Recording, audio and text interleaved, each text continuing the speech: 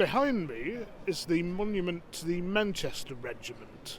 Now, I had no idea this existed before I started making these videos, but I'm getting to see all these historical parts of Manchester whilst we've been locked down and since we've been reopening slowly. Anyway, today is not a history video, it's a food video, and it's a hospitality video. So I'm going to wander away from here, St Anne's Square in central Manchester, to another part of the city, the Northern Quarter, in the latest in my series, Mutton Checks It Out. Come and join me.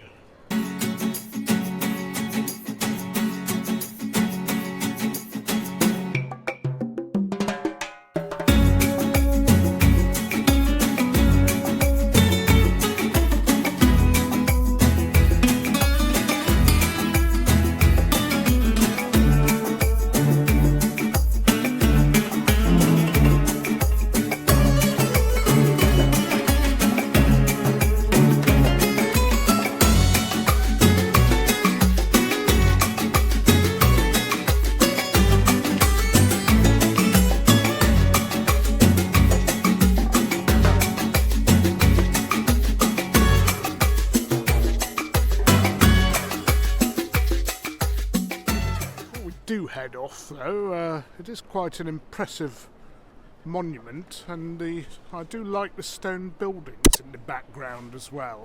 Whilst we're still in St Anne's Square, in front of me is the statue or monument of Richard Cobden.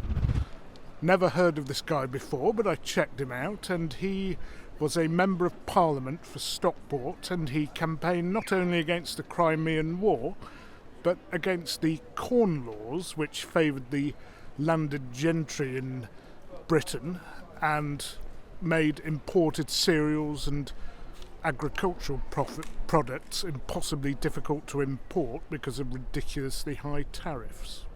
There also seem to be so many churches and religious buildings. It's like there are more churches than needed for the number of churchgoers, but I suppose in the past a lot more people used to attend. So, I made my way over towards the Northern Quarter, but I've actually stopped in Piccadilly Gardens because I saw a little street food market there. I think that's what it is. So on the way to the Northern Quarter, we'll just check that out first. So I love these sorts of places. I wish there were more of them. It's not very big, but let's see what they've got here. Some halal Indian style stuff. Donuts.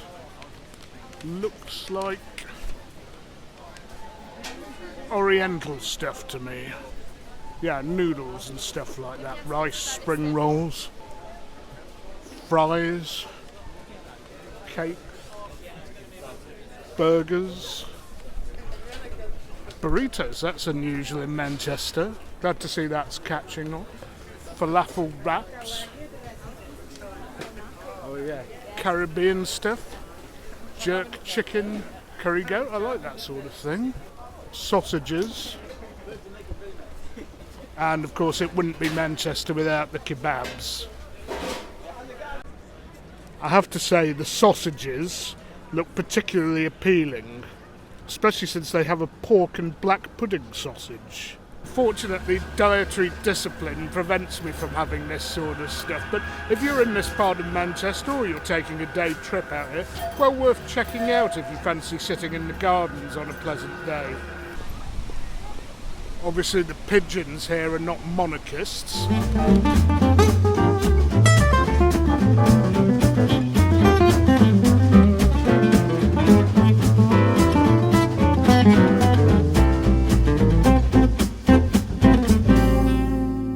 Those of my viewers based in the UK will know a fair amount about the history of Manchester, and that the city was basically built on the textile trade in the Industrial Revolution.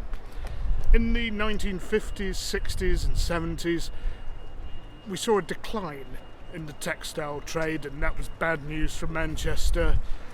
A lot of the mills, offices, warehouses, they basically went out of use, they became derelict, and it's only recently that these buildings have been revitalised by the great idea to have our northern quarter, the old textile and industrial area, revitalised as a entertainment, leisure and hospitality area. So I'm now standing on Hilton Street on the corner of Stevenson Square, and thankfully the roads have been closed off here, enabling the maximum use of the square and the pavements and the road to be used for outdoor hospitality.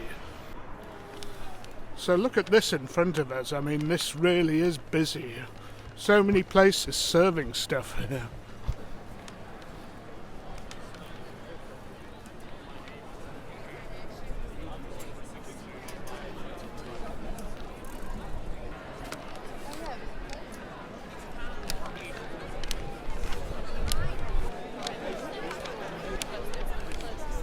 So a lot of the food in that square was sort of published snacky food, and it was mainly aimed at drinking, I think, which is no good for me, but many of you viewing, if you come out here, it may well be your sort of thing. Now this place here, Ivuna, I would have eaten at had it been open, but unfortunately it's not got a big enough or wide enough pavement, so that'll have to wait till late May. Now here in front of me is a very famous place, the COBDEN. It's the place where Muslim truckers, taxi drivers, workers and others take their meals. Of course it's Ramadan at the moment, so there's not much going on there. But the food is of a very good quality. It's a bit sort of, I wouldn't say rough and ready, but it doesn't have any frills or anything, but for Asian food, you don't need it. And of course, you could just take one look at the menu there and you could tell that that's the real deal, not your standard English tandoori menu at all. So here we have 2 parallel roads which have been closed. So I'll take a random stab as to which one to check out first. So far, of course, the city's been very lucky with the weather because it hasn't rained as yet, but I can see here that these places wouldn't be able to do what they're doing on a rainy day. And I just overheard, people are basically having to book to get tables here. Whether that will calm down in a couple of weeks after the novelty wears off, I don't know, but given the lack of outdoor tables generally in the city, I actually suspect not.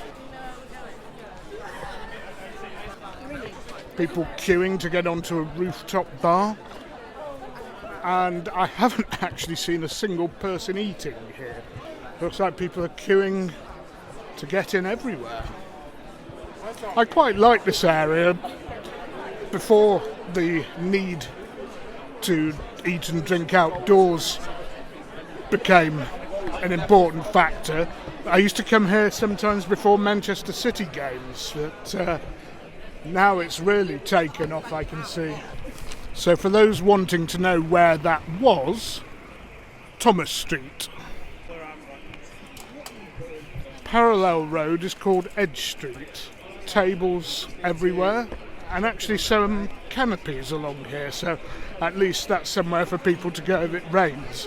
But try getting a booking in one of those in rain's forecast.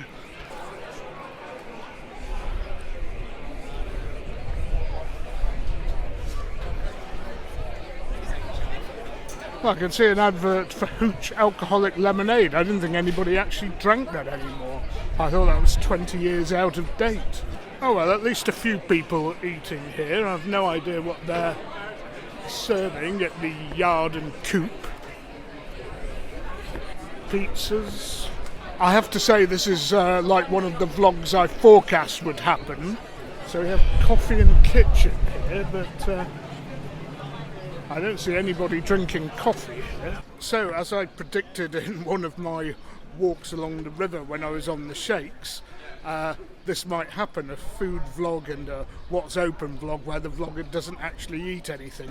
I'll just see if I can get a coffee somewhere, because pizzas, burgers, that sort of thing, not for me. There are plenty of places open in the city with outdoor dining, and I might well go to one of them, but the problem is that they are not in this area, and I'll be bringing you reports from other areas which are more restaurant based, but these sort of snacky places, not really good for me.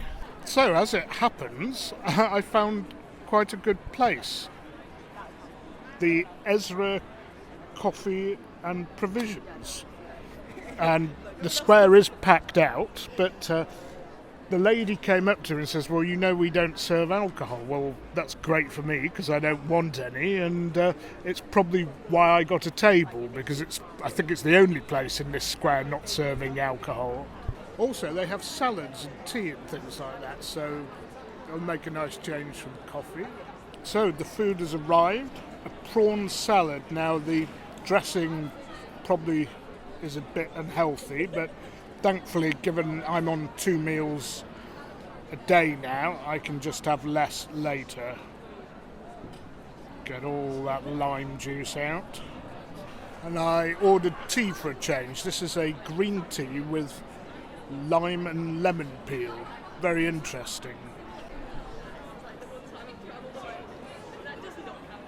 So, the tea, very citrusy and refreshing. In fact, that would make a really great iced tea. If I come here again, I might see if they can do that. Now, as for the salad itself, avocado, spinach,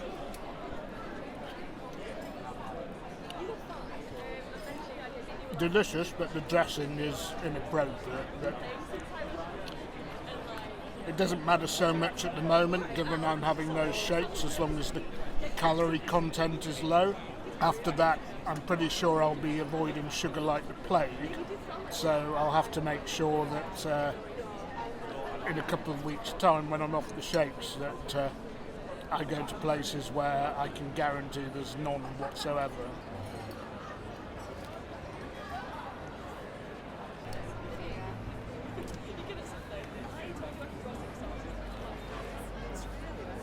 Well, all the vegetables are fresh and the salad's pretty tasty.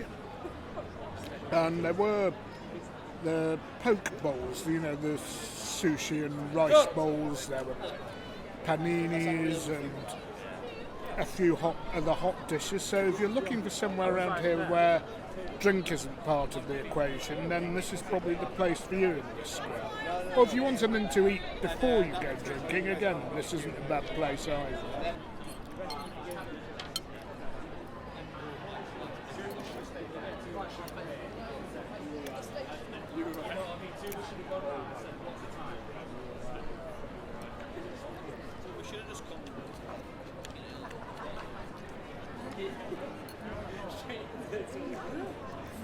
So there's quite an interesting mural behind me with a chap with his eye covered up. I have no idea what it's all about. If anybody frequents this area and does know what it is all about, please drop me a line in the comments section. So I'm going to sit back, I'm going to enjoy my tea, then be in the care of British Rail to get me home. Hope you enjoyed the video. Hope I've kept you informed of my series of Mutton Checks It Out. And now you know where to go in the Piccadilly and Northern Quarter area. I'll see you on the next one, and until then, don't forget, you can't beat a bit of mutton.